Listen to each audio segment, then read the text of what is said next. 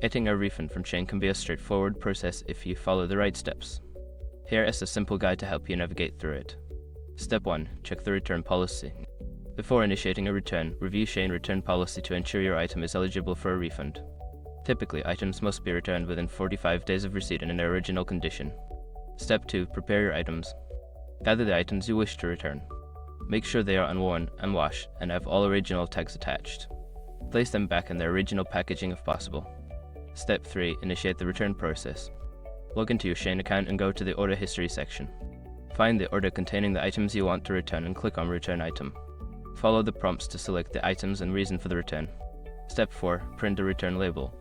After submitting your return request, SHEIN will provide you with a return label. Print this label and attach it securely to your package. Make sure to keep a copy of the tracking number for your records.